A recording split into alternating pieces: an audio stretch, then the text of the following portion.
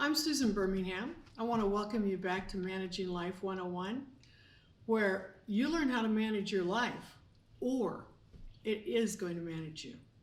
I'm here with my husband Jim again, and we've got some great stuff we're going to talk about today. Yeah, we're going to talk about the first three things that she said to me.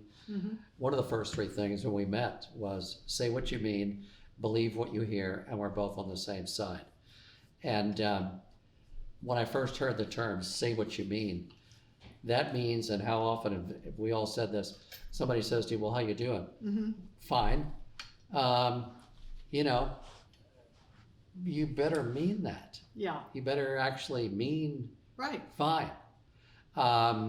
Because if your body language and the tone of your voice says you're not fine, Yeah. then it's confusing to the person who just asked you Yeah. how you do. And they're not going to believe what they hear, because everything else screams, I'm not fine, I'm angry, I'm this, Yeah. I'm that. Right. So say what you mean is a big phrase. And we've learned that.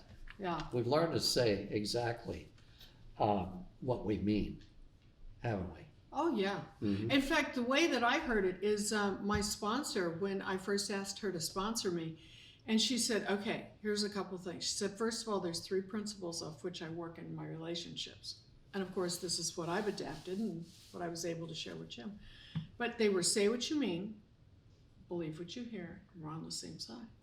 I too thought that same way, like, I kind of don't get it. What do you mean, say what you mean? And blah, blah, blah.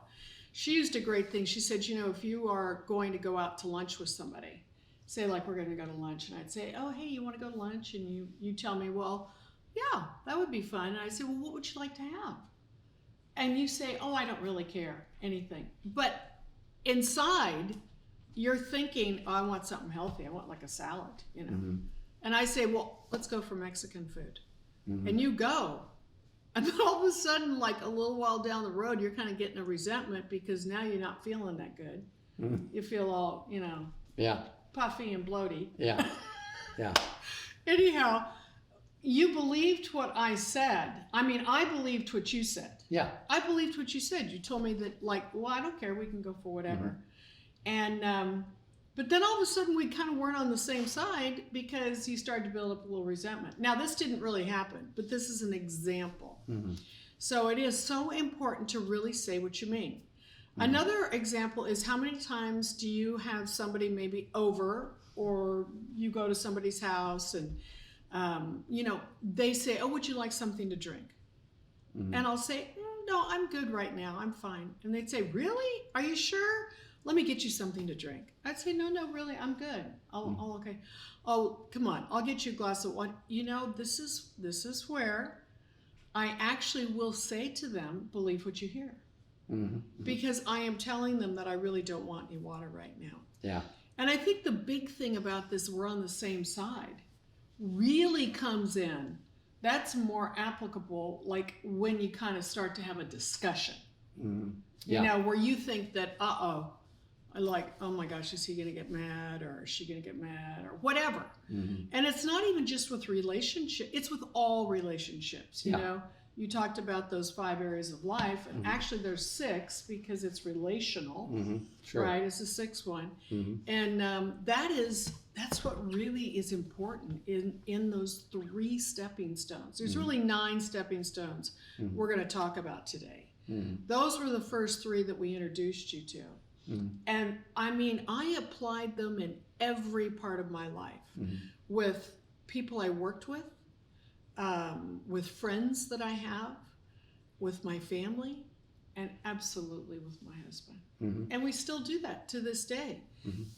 He'll, somebody will say something to me, like, we love to mentor young people. It's like our passion. We've realized it's really our mission in life to do that. So they'll come over to the house. We love to have them over to the house, and we love to feed people. So I will ask them, would you like something to drink? And whatever they tell me, I'm going to believe that. I don't need to ask them again. Sure. And, goes onward like that. Anyhow, go ahead. The learning how to say no. Oh yeah, it's a biggie. Learning how to say no is a big deal. Mm-hmm. And most people have a problem with saying no. Mm-hmm. They don't want to hurt somebody's feelings. Right. They don't want to appear as if they're insensitive, or I owe it to them to say yes. And but your feelings are important too. You are important. Yes. And if somebody says, "Hey, can I borrow $20?" and it's okay to say no. No, sorry. You don't have to explain. Oh, Just yeah. say no, sorry,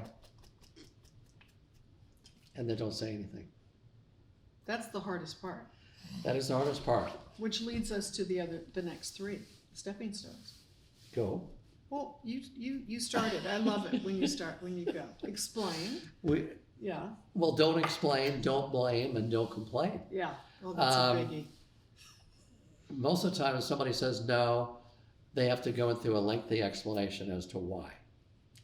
And it's completely unnecessary. Mm-hmm. Your friends will be disappointed, or they'll say, "Oh, our loss, you can't make it," or whatever.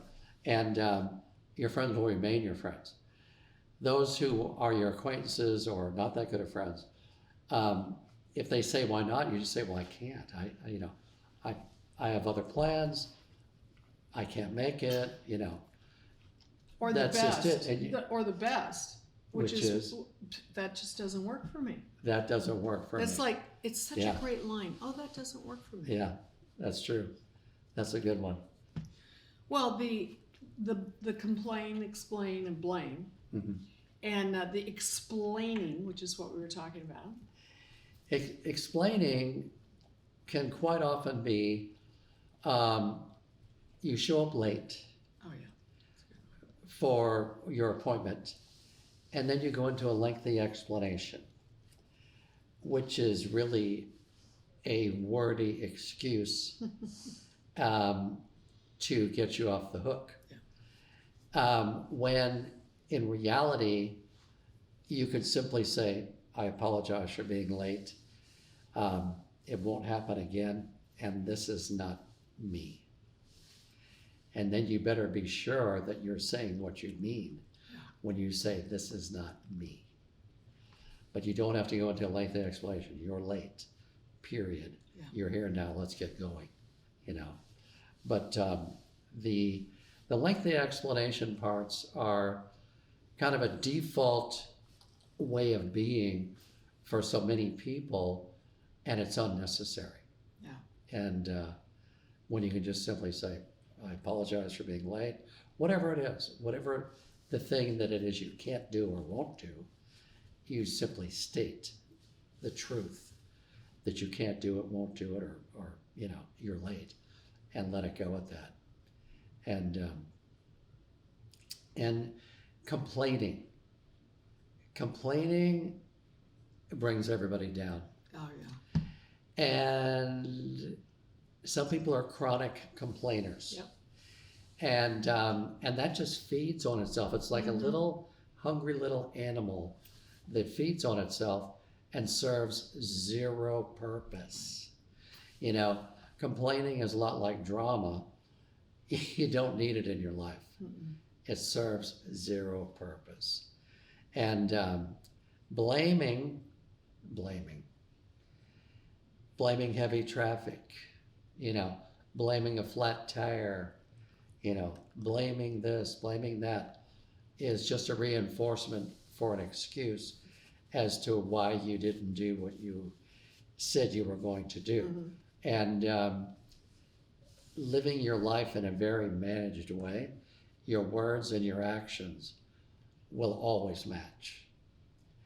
And if they don't, Mm-hmm. you don't need to explain it, because the person that you weren't able to fulfill on with whatever it was will know 99% of the time your words, your actions, they're on the same level, and no explanation is necessary. And you learn those three: don't blame, don't explain, and don't complain. and your life changes. It does change. You know, it's interesting because as you talk about that, it makes me think of, you know, all these different times in the past before I started this journey. And even at the beginning of my journey, and I remember myself always explaining. It's like I always wanted to explain. Yeah. And in fact, I remember when I worked for Levi's, I would travel a lot. So I'd go to different places. And Hawaii, ironically enough, was one of my territories. And I used to go 4 times a year, and it was great. I loved my job. I loved what I did. But I remember I had to do something at one of the hotels. And I went up to the front desk, and you know, I could have just easily said what it was, but oh no, I had to go into this lengthy, you know, like almost monologue of why I was wanting to do this or why I needed this and this and that and that. And you know, someone that I worked with was with me when I was doing this, and they actually said to me afterwards, they said, you know, you don't always have to explain everything.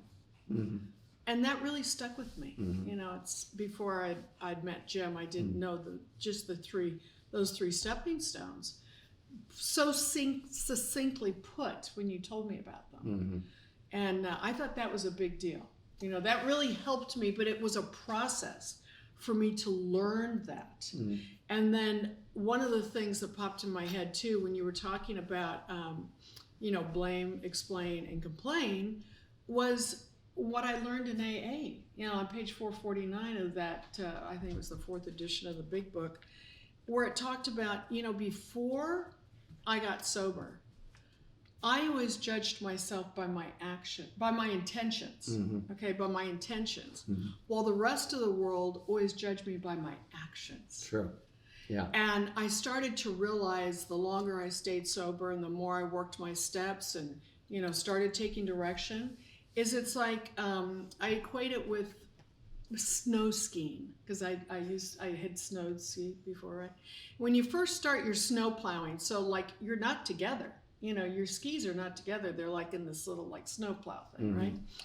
And you take a lesson from an instructor, and what the instructor says is the goal is you want to get those skis parallel to each other. And when you can achieve that, which comes from practice and learning, you know, tips on what to do and this and that, coordination, boy, you start having so much more fun going down the slopes. That is what life is like for me now, knowing that I really strive to make my words and my actions match. If I tell you I'm going to do something, I'm going to do it. And that is like such a key. That is what builds your character. That is what builds your self-esteem. It starts to build your confidence. You start to it's almost like you start to just sit more comfortably. You start to walk more comfortably because you're really becoming a woman of your word or a man of your word. And I would say one of the most attractive things about you, there were so many, but one of the most attractive things about you when I first met and we started going out was that you are such a man of integrity. I have never met such a man of integrity as he is. And that was fabulous because as you get to know me more, one of my little key things was I didn't trust people. And there's a lot of reasons why. There's things that happen in my youth, in my young life, within my family, that really where a lot of trust was broken. So when I finally met a man that it's like you just oozed forth of confidence. And then I got to know you more, and that integrity, that's a big deal because you showed me that you were a man of your word. You know, it's really cool. So these are fun things you get to know about people. Actually, in relationship, that's why you date, is you get to know these things. In business, you present yourself so that you can be a person of integrity and you watch somebody else's actions. You see, because people will tell you things, but what they show you is really who they are. That's true. Those are 3 great stepping stones. When I started my business, I had a guy asked me to give a bid to clean this building, and it was right on Sunset Boulevard in LA. And I knew darn well that you do any kind of job in LA, the city is going to just shut you down at Yes. some point. There's just no doubt about it. And so I said to him, okay, I'll meet you at Monday at 7 a.m. and we will look at the building and I'll give you a price. Mm-hmm. That Monday, I completely forgot to meet him. Oh boy. And he called me at 7:30 Yeah. and said, hey, Jim, I says, are you coming? Because I'm here. And I just said, I am so sorry.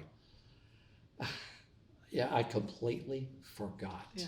Told the truth. I apologize. I said, that isn't me. 99 out of times, I'm there.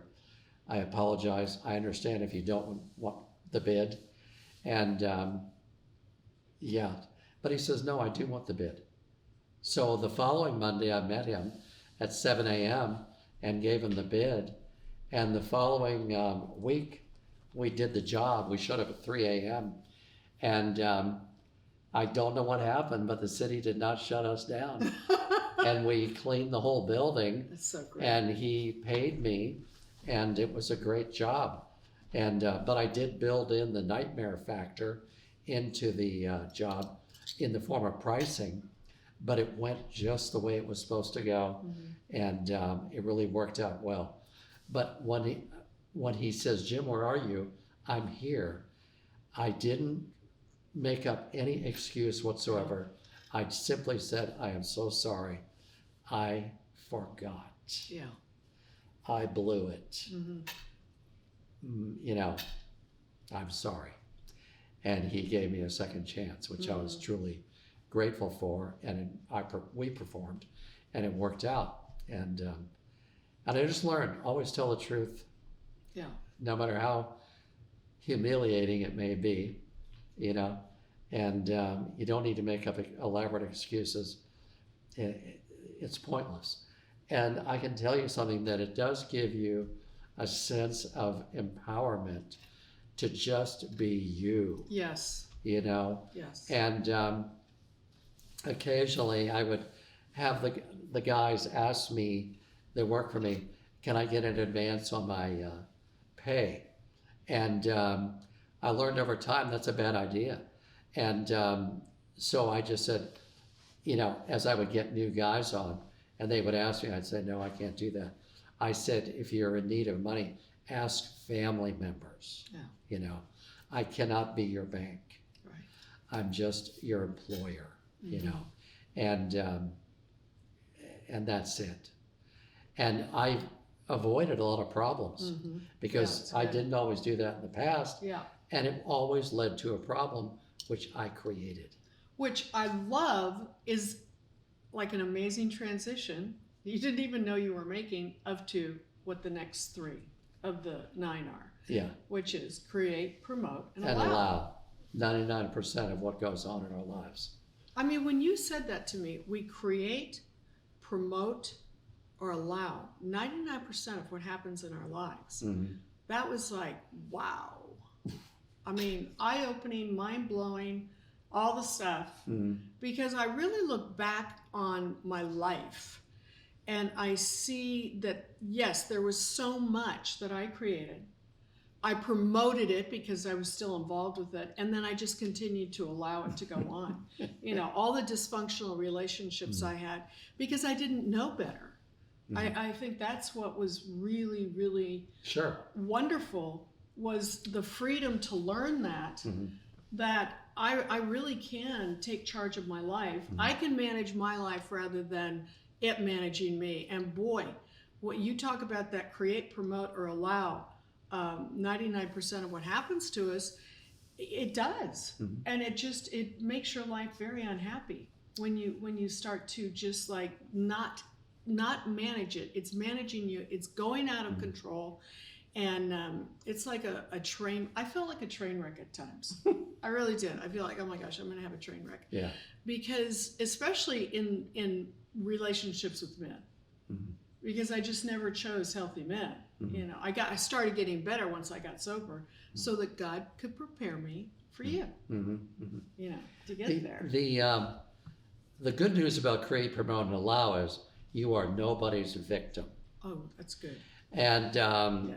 because it's up to you to change your life. Mm-hmm. When I got out of prison, no one would hire me. I understand that. Mm-hmm. And so if I would just go up to workmen. If I saw a work truck on the street, I would simply say, "What's your worst job? I'll do it for minimum wage," which at the time was $5 an hour. Mm-hmm. And I got work every day. Every day I got work doing that. And I would also check the newspaper for want ads. This was before the internet, way before. And I saw this ad for selling meat.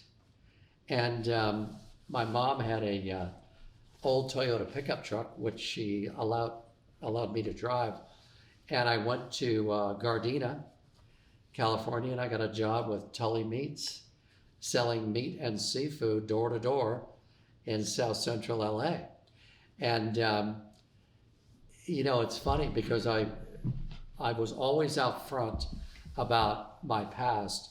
So I told Brian Tully, I said, "Brian, I want you to know that I'm sober. I go to AA and Cocaine Anonymous, and and I've been to prison."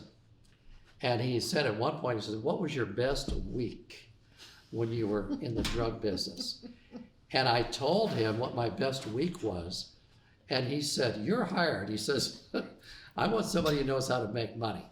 And I'll never forget when he said that. And I went to work for Brian, and I worked there for a year and a half.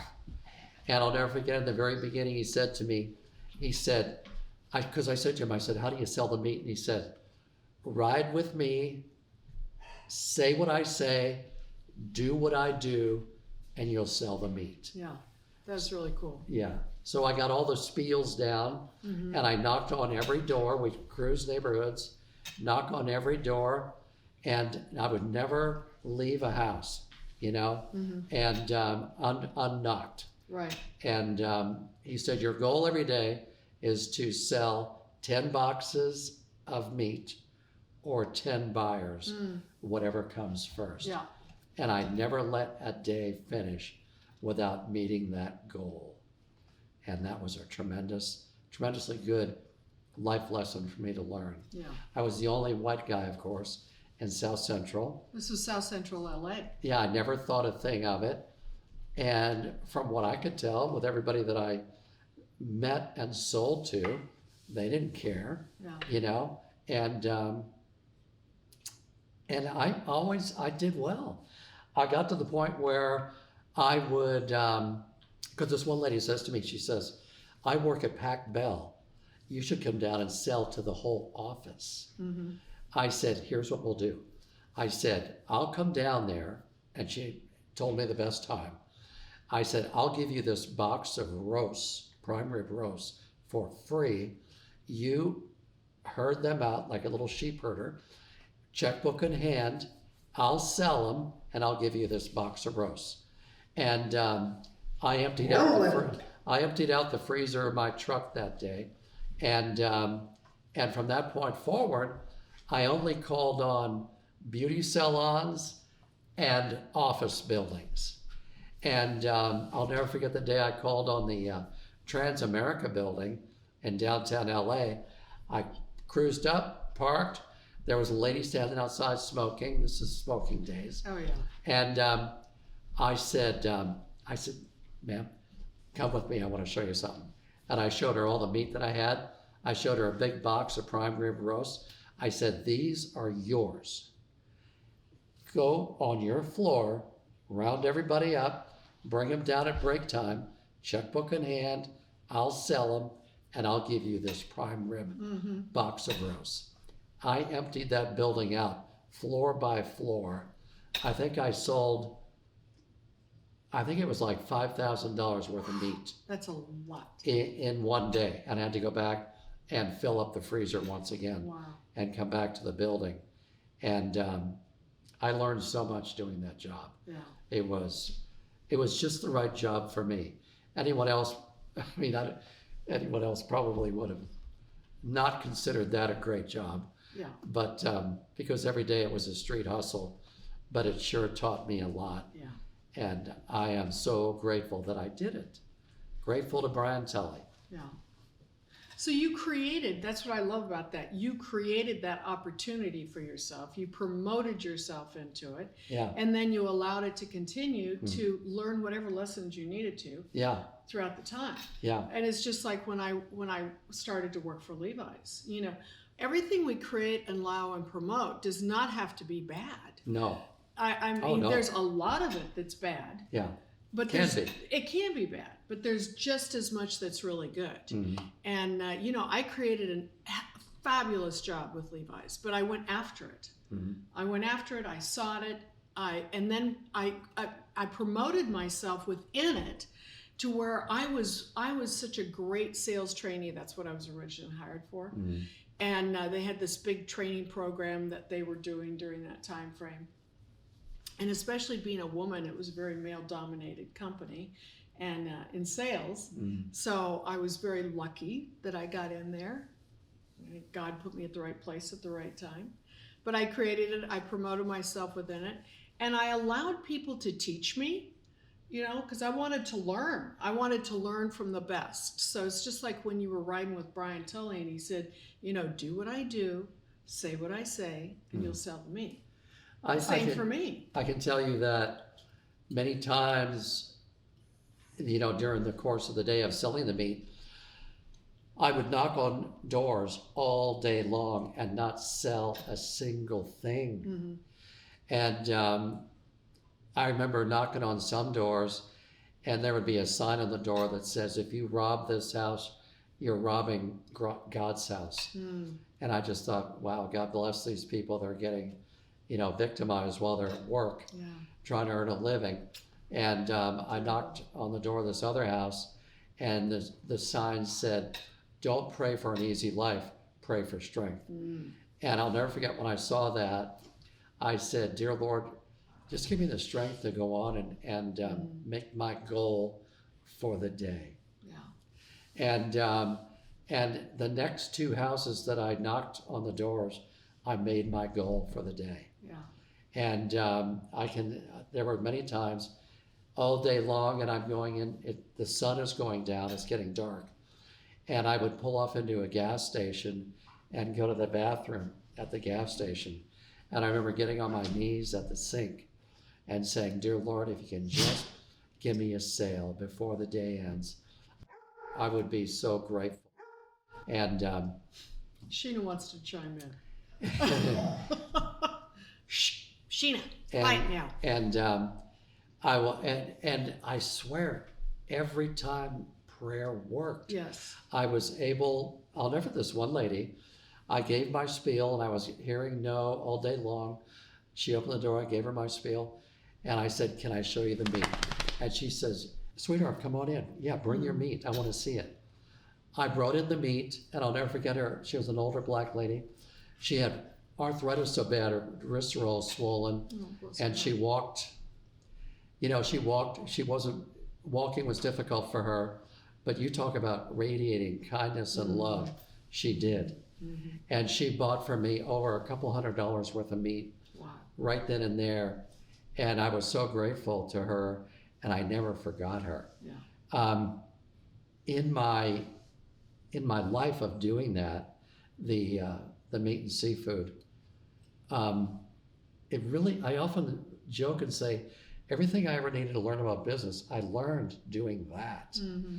Because when I went out to form my own business, cold calling shopping centers to get business was like easy for me. Yeah. And gaining new customers, I would go out during the day, get new customers, and do the work that night. Yeah. And so I made money right from the get-go when I started my own business. But selling the meat and seafood was a big life lesson for me. Yeah. In a good way. I never had one problem. I never forget this one guy. He bought a bunch of meat And I mean, like filet mignon and my religious lobster tails, which when you see them, you're going to say, good Lordy, look at those tails. And he bought it, shrimp, de-shelled, de-veined, delicious. He bought everything, shrimp, lobster tails, filet mignon, ribeyes, T-bones, bone in. And anyway, he bought prime stuff and he gave me a check and cash. Yeah. And I leave his house, go down to the end of the block, knocking on doors, and I'm coming back on the other side of the street. Here comes the SWAT team van up to his house. And I thought, oh boy, and then like 2 minutes later, they're marching him out in cuffs. And I looked at him and he looked at me and I said, does this mean the check is no good? And he says, no, you better cash it right away. I did. I went right down to the bank I love it. where it was written and Yeah. cashed the check. Yeah. And I mean, he even had a sense of humor when they were Yeah. leading him away. And of course, I knew how he felt because I've been there, And anyway, yeah, I learned a lot selling the meat. A lot.